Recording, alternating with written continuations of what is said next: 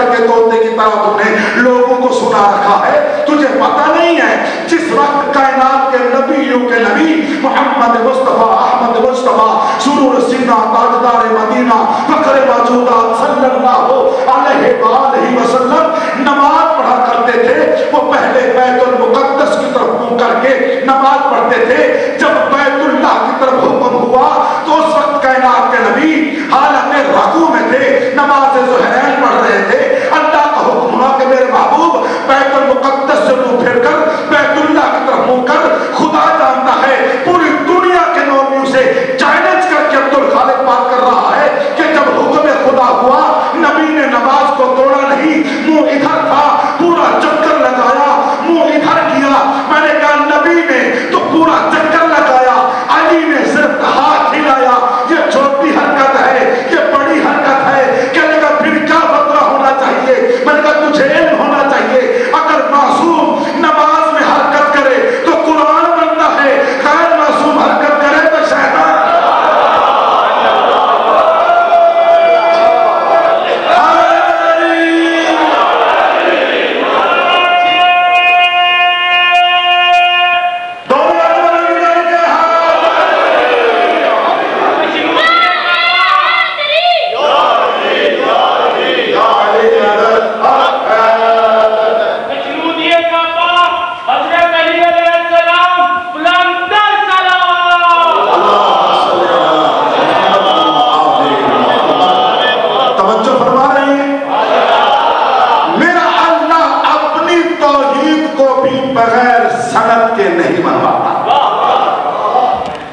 ربوبیت کو بنوا رہا ہے, وہ بھی سند پیش کر رہا ہے. اپنے نبی کی نبوت کو منوایا تو بغیر سند کے نہیں منوایا. اپنے خلیفۃ اللہ کی خلافت کو منوایا بغیر سند کے نہیں منوایا. اپنے امام کی امامت کو منوایا بغیر سند کے نہیں منوایا. اپنے ولی کی ولایت کو منوایا بغیر سند کے نہیں منوایا. اللہ نے کہا میرا محبوب اگر یہ میری ربوبیت پر بھی شک کرے تب بھی سند مان. یہ میری ربوبیت کو نہ مانے پھر بھی سند پیش کر. سند کیسی سند؟ اللہ قرآن میں فرمایا جب میری ربوبیت پر شک کریں تو ان سے قرآن کی آیت سنا. بسم اللہ الرحمن الرحیم. الم نجعل الارض مہادا والجبال اوتادا وخلقناکم ازواجا وجعلنا نومکم سباتا وجعلنا الليل لباسا وجعلنا النهار معاشا وبنينا فوقكم سبعا شدادا وجعلنا سراجا وهاجا وانزلنا من المعصرات ماء ثجاجا لنخرج به حبا ونباتا وجنات الفافا. قرآن سن رہے ہو؟ کہتے ہیں مولوی عبد الخالق قرآن بڑا پڑھتا ہے. آتا ہے پڑھتا, جس کو نہیں آتا وہ کیوں پڑھے؟ الحمدللہ مولا کا احسان ہے قرآن مجھے آتا ہے. اللہ میرا محمود ایک سے پوچھ یہ سورج اور چاند کس نے بنایا ہے؟ میرا محبوب ان سے سوال کر یہ سورج اور چاند کس نے بنایا ہے؟ اگر میں نے نہیں بنایا ان کے کسی نے بنایا ہے تو ان کو مانے. اگر کسی نے نہیں بنایا تو پھر مجھے مانے. یہ زمین اور آسمان کس نے بنایا ہے؟ یہ دل کو روشن کس نے کیا ہے؟ میں نے کیا ہے. جب یہ تھک جاتے ہیں میں اللہ کو ترس آ جاتا ہے. میں نے ان کے سونے کے لیے ان کا سانس نکالنے کے لیے میں نے رات کو بنایا ہے. یہ نرم نرم زمین کس نے بچھائی ہے؟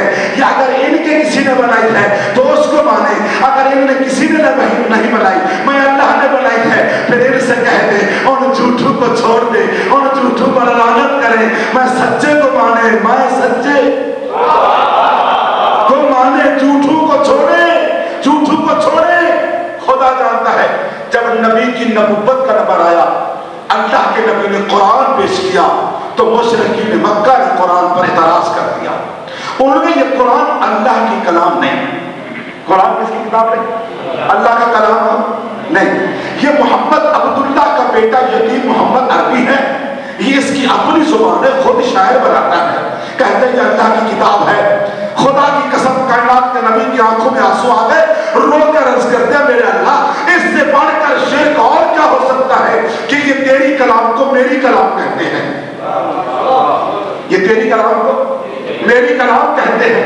جلدی سے کائنات کے اللہ نے جلدی سے کہا میرا محبوب جلدی کر. اگر یہ اعتراض کرتے ہیں گھبرانے کی ضرورت نہیں, ایک مجلس رکھ, مجلس میں منبر پر چڑھ کر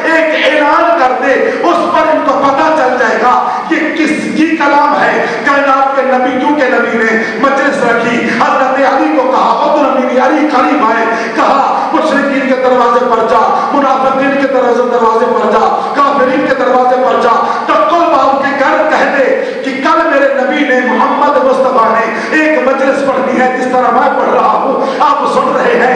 اللہ کا نبی کہتا ہے جس کا ضمیر چاہتا ہے آج میری مجلس سننے آ جائے, جس کا ضمیر بولتا ہے بے شک نہ آئے, کافر بھی آئے, مشرک بھی آئے, تماشبین بھی آئے. آج بھی تو کہتے ہیں, چلتے ہیں مجلس میں, دیکھتے ہیں شیعہ کرتے کیا, کہتے ہیں چلتے ہیں مجلس میں, دیکھتے ہیں شیعہ کرتے کیا ہے. ہم ان کا تماشا دیکھتے ہیں. جو تماشا دیکھنے والے ہوتے ہیں وہ اور ہوتے ہیں, جو ثواب کی خاطر آتے ہیں وہ اور ہوتے ہیں.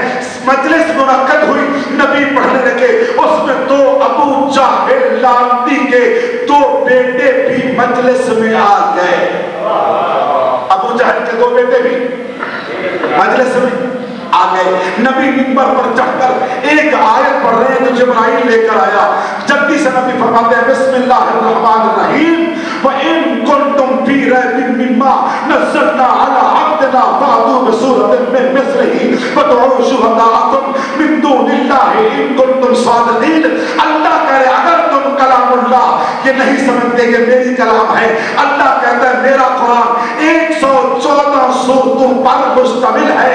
میرا قرآن 114 سورتوں کا ہے. میں نے 113 سورتیں تمہیں معاف کر دی ہیں. ایک سورت بنا کر لاؤ اگر تم اپنے دعویٰ میں سچے ہو. جلدی سے ابو جہل کے دونوں بیٹے دوڑتے ہوئے باپ کے پاس گئے, مسکرا کر کہتے بابا آج عبداللہ کا بیٹا محمد ایک بات کرتی ہے, بہت اچھی بات ہے. وہ کہتا ہے 113 سورتیں ہم نے تمہیں معاف کی ہیں, ایک سورت بنا کر لاؤ. اب جتنے بھائی بیٹھے ہیں زہر کو حاضر ناظر کر کے میرا جملہ سنیں گے. پہاڑ کے برابر جملہ ہے جو کہتے ہیں مجلس پر نہ جایا کرو, مجلس سننا بدعت ہے, مجلس سننا گناہ ہے, مجلس سننے سے نکاح ٹوٹ جاتا ہے. تو جلدی سے کہا, نبی نے ایک سورت بنا کر لاؤ. ابو جہل کے بیٹے کہتے ہیں بابا جلدی کر سورت بنا, ہم محمد کو دکھائیں, وہ جھوٹا ہو جائے ہم سچے ہو جائیں. اس کا بیٹا کہتا ہے نامراد باپ کی نامراد اولاد, تمہیں میں نے کتنی مرتبہ کہا ہے کہ محمد کی مجلس میں نہ جایا کرو, تمہارا نکاح ٹوٹ جائے گا. محمد کی مجلس میں نہ جایا کرو کیونکہ وہ سچا ہے. وہ کیا ہے؟ وہ سچا ہے. نہ ہم سے کوئی قرآن کی صورت بنتی ہے نہ ہم بنا سکتے ہیں. تو پھر کہا بابا ان کی مجلس سے تم روکتے کیوں ہو؟ جب وہ سچا ہے تو پھر ان کی مجلس سے تم روکتے کیوں ہو؟ جلدی سے وہ کہتا ہے بیٹا اگر تم ان کی مجلس میں چلے گئے اور ہم نے ان کو اجازت لوگوں کو دے دی, جو محمد کی زبان سے لفظ نکلتا ہے وہ تقدیر بن جاتا ہے کیونکہ وہ سچ بولتا ہے, وہ حلال کرتا ہے. تو کہا بابا پھر ان کی کلمہ کیوں نہیں پڑھتے؟ اس نے کہا کلمہ پڑھ لیں, لوگ ہم پر لعنت کریں گے. تم نے اپنے آبا و اجداد کا مذہب چھوڑ کر ادھر کیوں چلے گئے؟ یہ اپنے آبا و اجداد کے مذہب کی وجہ سے مدرسوں سے روکتے ہیں. ابو جہل اور اس کے ماننے والے اور اس کی اولاد, خدا جانتا ہے یہ لوگوں کا غلط عقیدہ ہے کہ شیعہ مجالس میں اصحابوں کو گالیاں نکالی جاتی ہیں, قرآن کو نہیں مانا جاتا, یہ علی کو نبی مانتے ہیں یا علی کو خدا مانتے ہیں. عظمت قرآن کی قسم ہم تو کہتے ہیں, میرے مولا علی سے پوچھا کیا یا علی آپ اپنا تعارف کروائیں, آپ نبی کے برابر ہیں. جلدی سے علی فرماتے ہیں انا عبد من عبید محمد, میں تو محمد کے غلاموں میں سے ایک غلام ہوں.